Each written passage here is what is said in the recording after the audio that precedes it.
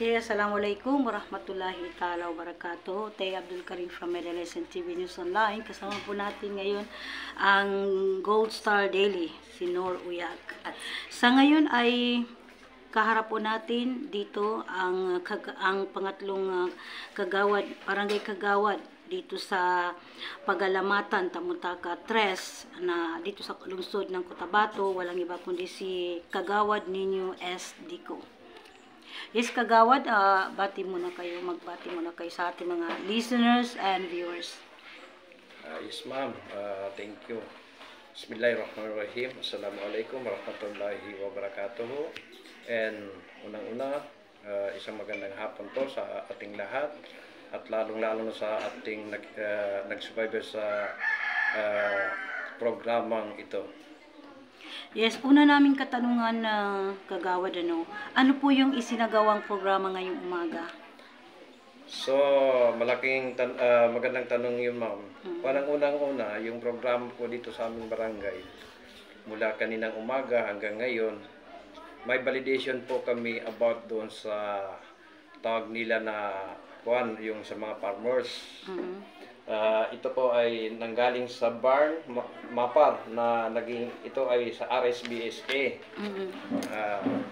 Sa RSBSA si ma'am. Okay. Tapos ito po ay isang magandang programa ito dahil ito po ay nakakatulong sa ating barangay, lalong-lalo na po sa ating mga magsasaka at sa ating mga may gustong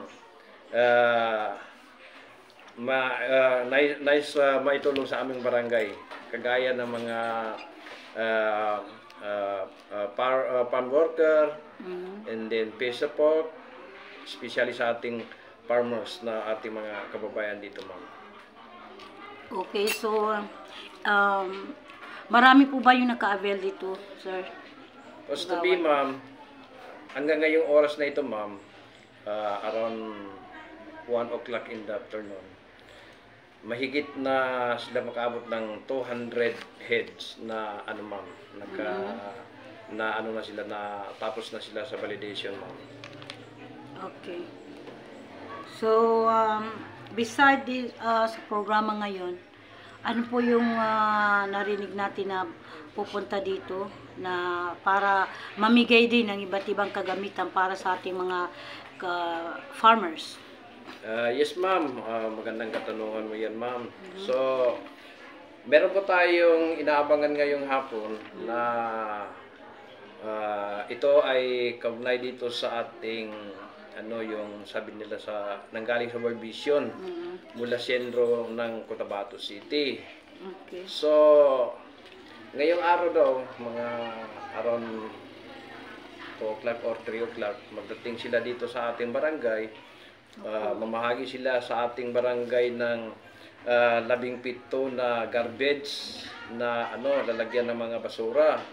And then meron daw sila ibigay naman na isang motorcycle na ito po ay gagamitin sa ating kukuliktahing mga basura sa ating kapaligiran.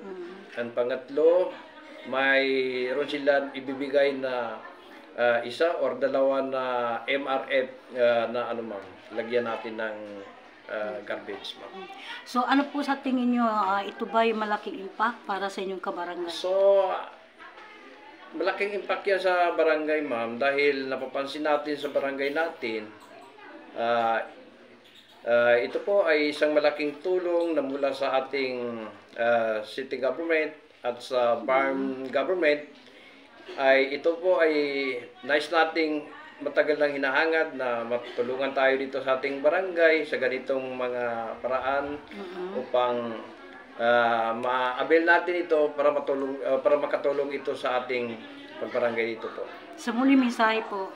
Ang muling mensahe ko po ang unang-una sa barn mapper, especially sa RSBSS, na nag-conduct sila dito sa aming barangay ng